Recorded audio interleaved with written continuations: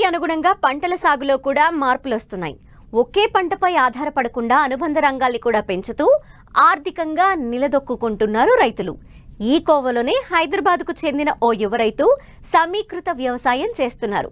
ప్రధాన పంటగా నాటు కొరమేను పిల్లల్ని ఉత్పత్తి చేస్తూ అనుబంధంగా కోళ్లు, బాతులతో పాటు జామ, అరటి తోటల్ని పెంచుతున్నారు. ఈ విధానంలో ఒకదాని నుండి వచ్చే వ్యర్థాలు మరోదానికి వాడుతూ తక్కువ పెట్టుబడితో అదనపు ఆదాయం పొందుతున్నారు.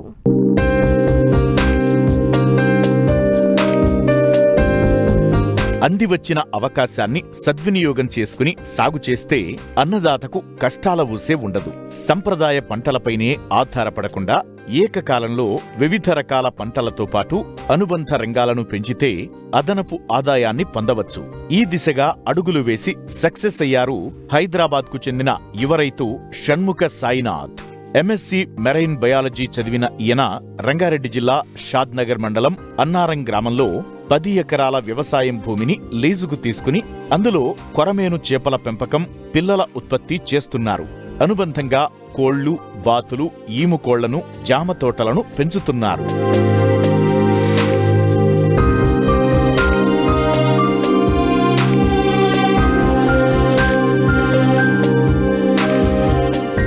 ఇదిగో ఇక్కడ కనిపిస్తున్న ఈ ట్యాంకులను చూడండి. ఇవన్నీ రేరింగ్ యూనిట్లు. ఇందులో వివిధ సైజుల్లో కొర్రమేను పిల్లలు ఉన్నాయి. రైతు సాయినాథ్ సహజ సిద్ధంగా కొర్రమేను పిల్లల ఉత్పత్తి కోసం చిన్న చిన్న చెరువులను తీశారు. ఒక్కో చెరువులో మేలుజాతి నాటు కొరమేను జతలను వదిలారు. అందులో ఉత్పత్తి అయిన పిల్లలను రేరింగ్ ట్యాంక్లో వదిలి పెంచుతున్నారు. గ్రేడింగ్ పద్ధతులను అవలంబిస్తూ అన్నీ సమానంగా పెరిగే విధంగా చర్యలు తీసుకుంటున్నారు. అంతేకాదు, వీటికి సరైన సమయంలో సరైన మోతాదులో ఫీడ్ అందిస్తూ నాణ్యమైన పిల్లల ఉత్పత్తిని చేస్తున్నారు. కావలసిన రైతులకు అందిస్తూ పంట చేతికొచ్చే వరకు వారికి తోడుగా ఉంటూ సలహాలు, సూచనలు అందిస్తున్నారు. ఇక్కడ వచ్చేసి మనం చూస్తున్న నా వెనకలో ఉన్నది మరల్ ఫామ్ అండి. 2017లో విన్నింగ్ ఫిన్స్ అనే పేరుతో ఈ మరల్ ఫామ్ అనేది స్టార్ట్ చేయడం జరిగింది. మరల్ అనేది ఎందుకు ఎంచుకున్నానంటే అది వచ్చేసి మనకి 2 తెలుగు రాష్ట్రాలకి ఇట్ ఈస్ స్టేట్ చేప అనమాట. తెలంగాణ స్టేట్ ఫిష్ అంటారు కొరమీన్ని. సో దానికోసం. అండ్ ఇంకోటి ప్రత్యేకత ఏంటంటే మరల్లో ఉండే హెల్త్ బెనిఫిట్స్ ఇతర చేపలతో కంపేర్ చేసుకుంటే చాలా అధికంగా ఉంటాయి కాబట్టి మరల్ ఫిష్ అనేది ఎంచుకోవడం జరిగింది. 2017 నుంచి మనం ఇక్కడ బ్రీడింగ్ అనేది చేస్తున్నాము. నాణ్యమైన నాటు కొరమీను పిల్లలు అనేది మనం అందరు రైతులకి సప్లై చేస్తున్నామండి 2017 నుంచి. మన ఫామ్లో వచ్చేసి ప్రత్యేకత ఏంటంటే మనము దానా ఇచ్చి మనం కొరమీన్ని పెంచుతామండి. సో ఈ మధ్య మన కొరమీను అనేది చాలా బాగా తెలంగాణలో పండించడం, రైతులు ముందుకు రావడము అనేది చాలా బాగా చేశారు. కాకపోతే పండించడంతో పాటు మనము దాన్ని మార్కెట్లో కనుక అమ్మి సరైన ధరకి అమ్మినప్పుడే మనకి లాభాలు అనేది వస్తాయి. సో అక్కడ చాలామంది దెబ్బతింటున్నారండి. సో కొరమీను అనే చేప మనకి ఏంటంటే ప్రత్యేకత ఏంటంటే మంచి ప్రాఫిట్ మార్జిన్ ఇచ్చే చేప కంపేర్ టు తెల్ల చేపల కన్నా. సో మనం ఏంటంటే తగిన జాగ్రత్తలు కొరమీన్లో కనుక పాటించి మళ్ళీ మార్కెటింగ్లో కూడా తగిన అవగాహన ఉండి మనం మార్కెటింగ్ కనుక చేసుకోగలిగితే ఒక కేజీ కొరమీన్ పైన మనకి 50 నుంచి 100 రూపాయలు ప్రాఫిట్ వచ్చే అవకాశం ఉంటుందండి. సో మనం కొరమీను ఫామ్ అనేది ఎలా స్టార్ట్ చేసామంటే క్యాప్టివ్ బ్రీడింగ్ అనేది. ఇనీషియల్గా మనము కొరమీను పిల్ల అనేది ఆంధ్ర నుంచే డిపెండ్ అయ్యాము. సో అక్కడ నుంచి మనం తీసుకొచ్చి దాన్ని మేతకు అలవాటు చేయడం 2017-18లో మేతకు అలవాటు చేసి మనం బ్యాచెస్ తీసామండి. అప్పుడు మన ఫామ్ గేట్ ప్రైస్ 600 రూపాయలు పర్ కేజీ లాగా మనం అమ్మామండి కొరమీన్ని ఫామ్ గేట్ ప్రైస్లో. కాకపోతే సిన్స్ రైతులు ముందుకు రావడం వల్ల ఆ ధర అనేది కొద్దిగా ఫ్లక్చువేట్ అయ్యి మనకి ఇప్పుడు 300 నుంచి 400 రూపాయలు మార్కెట్లో పలుకుతుంది. సో ఎప్పుడైతే మనం క్యాప్టివ్ బ్రీడ్ అనేది స్టార్ట్ చేసామో కొరమీన్ని మనం డొమెస్టికేట్ చేసి మనకి దానాకి అలవాటు అయ్యేటట్టు చేసామో మనం అప్పటి నుంచి పిల్లల ఉత్పత్తి అనేది చేయడం జరుగుతుందండి. మీరు వెనకాల చూస్తున్న సిమెంట్ ట్యాంక్ అనేది గవర్నమెంట్ నార్మ్స్ ప్రకారము నిర్మించుకున్న హ్యాచరీ అండి. హ్యాచరీలో ఎప్పుడైనా 3 పద్ధతులు ఉంటాయండి. ఒకటి వచ్చేసి బ్రీడింగ్ యూనిట్, ఒకటి వచ్చేసి రేరింగ్ యూనిట్, ఒకటి వచ్చేసి గ్రో అవుట్ పాండ్స్ అండి. గ్రో అవుట్ పాండ్స్ అనేది జనరల్గా అందరు ఫార్మర్స్ చెరువులు తవ్వుకోవడం, అందులో చేపలు వేసుకొని 6 నెలల నుంచి 8 నెలలు పెంచేదేమో గ్రో అవుట్ పాండ్స్ అంటారు. హ్యాచరీ యాజమాన్యంలో పద్ధతిలో వచ్చేసరికి 2 యూనిట్స్ ప్రత్యేకంగా ఉండాలండి. ఒకటి బ్రీడింగ్ యూనిట్ అండి, ఒకటి రేరింగ్ యూనిట్. మనకి బ్రీడింగ్ యూనిట్ అనేది చిన్న చిన్న పాండ్స్ అండి. మనకి భూమి అనేది ఇక్కడ భూమి సెలెక్షన్లో కూడా చాలా మనకి కీలకమైన ఇంపార్టెన్స్ ఉంటుంది. సో మనకి నల్ల రేగడి మట్టి లేదా చౌడు భూమి, ఏదైతే వాటర్ని న్యాచురల్గా ఆపగలిగే భూమి ఉంటుందో అది రైతులు అనేది ఫిష్ ఫార్మింగ్కి సెలెక్ట్ చేసుకోవాల్సిన ఫస్ట్ స్టెప్ అండి. మనం భూమి సెలెక్ట్ చేసుకున్న తర్వాత ఏం చేస్తామంటే మనం చిన్న చిన్న పాండ్స్ తీసామన్నమాట. సో న్యాచురల్ పద్ధతిలో మనం కొరమీను బ్రీడింగ్ చేస్తున్నాము. ఒక జత నుంచి మనకి 10 నుంచి 15 వేల గుడ్లు వరకు వస్తాయి. దాంట్లో నుంచి మనకి పిల్లలు వచ్చేసరికి 8,000 వరకు పిల్లలు వస్తాయి. 2 ఇంచుల వరకు మనకు పెంచేసరికి ఒక జత నుంచి మనకి 5,000 నుంచి 6,000 పిల్ల వరకు మనకి మిగిలే అవకాశం ఉంటుంది. కాబట్టి మన ఫామ్లో మనము 22 కొరమీను జతల్ని, అంటే మేల్ ఫీమేల్ రేషియోలో, ఒక మేల్ ఒక ఫీమేల్ రేషియోలో 22 జతల నుంచి 30 జతల వరకు మనం మెయింటైన్ చేస్తూ ఉంటాం. కాబట్టి మనకి నెలకి ఒక 30,000 నుంచి 40,000 పిల్ల ఉత్పత్తి అనేది జరుగుతుందండి ఈ ఫామ్లో.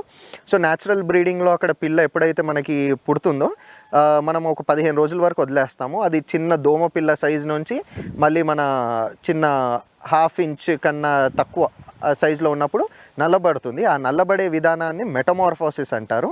ఆ మెటమార్ఫోసిస్ స్టేజ్కి ఎప్పుడైతే కొరమీను పిల్ల మనకి చేరుతుందో అప్పుడు మనం ప్రత్యేక నెట్లు ఉంటాయి, లేదా మేము కాటన్ శారీస్ లాంటివి వాడతాము పిల్ల దెబ్బతినకుండా.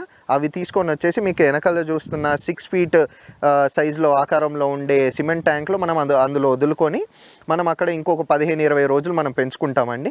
దాని నుంచి ఎప్పుడైతే సైజులు వస్తాయో మనం గ్రేడింగ్ పద్ధతి వాడేసి, హ్యాండ్ గ్రేడింగ్స్, మనుషులతో గ్రేడింగ్ సైజుల ప్రకారం మనం వాటిని డివైడ్ చేసుకొని 2 ఇంచుల నుంచి 6 ఇంచుల పిల్ల వరకు మనకి అవైలబుల్ ఉండేటట్టు మనము చూస్తామండి. ఇక్కడ మనకి 3 రకాల కొరమీను జాతులు ఉంటాయి. ఒకటి బురదమట్ట, ఒకటి కొరమీను, ఒకటి వియత్నాం కొరమీను లేదా హైబ్రిడ్ కొరమీను అంటారు. సో మనం చేసేది కూడా మొత్తం నాటు కొరమీను అండి. సో మనకి హ్యాచరీ యాజమాన్య పద్ధతిలో మేము ఏంటంటే ఇక్కడనే డిజీజ్ కంట్రోల్ అండ్ పిల్ల నాణ్యత అనేది మెయింటైన్ చేస్తూ ఉంటాం. కాబట్టి ప్రతి ఫార్మర్కి మనము నాణ్యమైన పిల్ల అందించేందుకు మనము తోడ్పడుతున్నాము. అండ్ ఒక్కసారి మన దగ్గర నుంచి పిల్ల తీసుకెళ్ళిన రైతులందరికీ మనము ఆల్మోస్ట్ 8 నెలలు ఇక్కడ వితౌట్ ఎనీ ఛార్జెస్ ఫోన్లో అవైలబుల్ ఉండడం కానీ, మన దగ్గర నుంచి పిల్ల తీసుకెళ్ళిన రోజు నుంచి మళ్ళీ హార్వెషన్ డే వరకు మనము ఫోన్లో అవైలబుల్ కానీ, విజిట్స్ కానీ వాళ్ళకు అనుకూలంగా విజిట్స్ కానీ చేయడం జరుగుతుందండి. ఇంకొక రైతులు ఒకటి గమనించాలి ఏంటంటే మనకి సీజనల్ క్రాప్స్ అండి. సీజనల్ క్రాప్స్ ఎలాగైతే ఉంటాయో, వరికి వచ్చేసి రబీ, ఖరీఫ్ ఎలాగైతే అంటామో సేమ్ థింగ్ కొరమీనుకి కూడా సీజనల్ క్రాప్ అనేది ఉంటుందండి. దాన్ని బట్టి మనం వేసుకోవాలి. మనకి సమ్మర్లో కనుక స్టార్ట్ చేస్తే కనుకండి మనకి చేపలు వేయడం, చెరువులో చేపలు సమ్మర్లో కనుక వేసుకున్నట్టయితే కనుక మనకి ఎంటైర్ జూన్ నుంచి మళ్ళీ ఫిబ్రవరి మాసం వరకు కొరమీను చేపకి ప్రత్యేకమైన డిమాండ్ ఉంటుంది. మనకి ఎప్పుడైతే సమ్మర్ సీజన్ స్టార్ట్ అవుతుందో చెరువుల్లో నీటి మట్టం తగ్గడం వల్ల చేప దిగుబడి అనేది కూడా మార్కెట్కి ఎక్కువ రావడం వల్ల అప్పుడు రేట్ అనేది తక్కువ ఉంటుంది. కాబట్టి రైతులందరూ సమ్మర్లో హార్వెషన్ తగ్గించుకునేటట్టయితే మనకి జూన్ నుంచి ఎప్పుడు తీసినా హార్వెస్ట్ మనకి మంచి లాభాలు వచ్చే అవకాశం ఉంటుంది. కొర్రమేనుతో పాటు మరికొన్ని చేపల రకాలను అభివృద్ధి చేస్తున్నారు రైతు. వీటితో పాటు అలంకార చేపలు, ముత్యపు చిప్పల పెంపకం చేస్తున్నారు. అంతేకాదు ఈ చేపల నర్సరీ ట్యాంకుల నుంచి వచ్చే నీటిని వృధా కాకుండా ఉండేందుకు అరటి, జామ తోటలను నాటి వాటికి అందిస్తున్నారు. అలాగే బాతులు, ఈము పక్షులు, నాటుకోళ్లను పెంచుతున్నారు. ట్యాంకులో ఏర్పడే నాచును పడేయకుండా బాతులకు ఆహారంగా అందిస్తూ ఖర్చులను తగ్గించుకుంటున్నారు. తెలంగాణలో ఏమైపోయిందంటే ఎవరు చూసినా కానీ, ఏ రైతులు చూసినా కానీ కొరమీను పంటనే ఉంది అనేసి అనుకుంటున్నారండి. కాదండి, మనకి కొరమీను కాకుండా మనకి ఇతర రకాల చేపలు చాలా ఉన్నాయి. మన దగ్గర ఉన్న రకాల్లో బ్లాక్ కార్ప్ మొదటిది, సెకండ్ది వచ్చేసి జల్లలు అనే చేపలు కూడా మన దగ్గర పిల్లలు అవైలబిలిటీ ఉన్నాయండి. అది కాకుండా మన దగ్గర పండుగప్ప పిల్లలు కూడా ఉన్నాయి.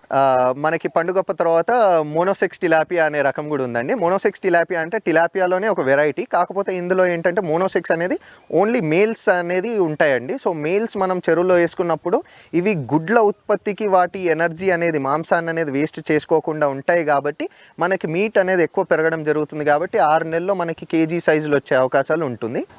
దాని తర్వాత మనకి ప్రత్యేకమైన చేపలండి. ఇవి ఏంటంటే మొదటిసారి చేస్తున్న రైతులు కాకుండా ఎవరైతే ఎక్స్పీరియన్స్డ్ ఉన్న రైతులు ఎవరైతే ఉంటారో వాళ్ళు చేసుకునే చేపల్లో మనకి చీతల్ అనేది ఒకటి ఉందండి.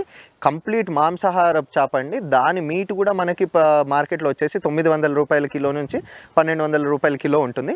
దాని సీడ్ కూడా మనకి అవైలబిలిటీ ఉంది. కాకపోతే నేను సజెషన్ ఏంటంటే మొదటిసారి చేస్తున్న రైతులు కాకుండా ఎక్స్పీరియన్స్ ఉన్న రైతులు అయితే ఈ చీతల్ చేప అనేది చెరువులో వేసుకోవడానికి చాలా అనుకూలంగా ఉంటుంది. ఇవి కాకుండా అండి మన దగ్గర ఆర్నమెంటల్ ఫిష్, ఇంట్లో అక్వేరియంస్ మనం పీస్ఫుల్గా ఉండడం కోసం మనం ఏదైతే గ్లాస్ ట్యాంక్స్లో అక్వేరియంస్లో ఫిష్ పెట్టుకుంటామో అందులో కూడా మన దగ్గర 4 వెరైటీస్ ఆఫ్ లైవ్ బేరర్స్ అంటారు, ఏదైతే డైరెక్ట్ పిల్లల్ని ఇస్తాయో అట్లాంటి ఆర్నమెంటల్ ఫిషెస్ మన దగ్గర కూడా ఉన్నాయి.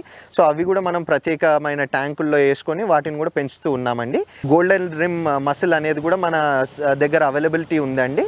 సో ఎవరైతే ఫ్రెష్ వాటర్ పర్ల్స్ చేయాలనుకుంటున్నారో వాళ్ళకు కూడా మేము పర్ల్స్ అందించడానికి మాకు వీలు పడుతుందండి. ఓన్లీ ఫిష్ ఫార్మింగ్ కాకుండా మనం ఇంటిగ్రేటెడ్ ఫార్మింగ్లో మనం ఫార్మ్ డెవలప్మెంట్ యాక్టివిటీ అనేది చేసామండి.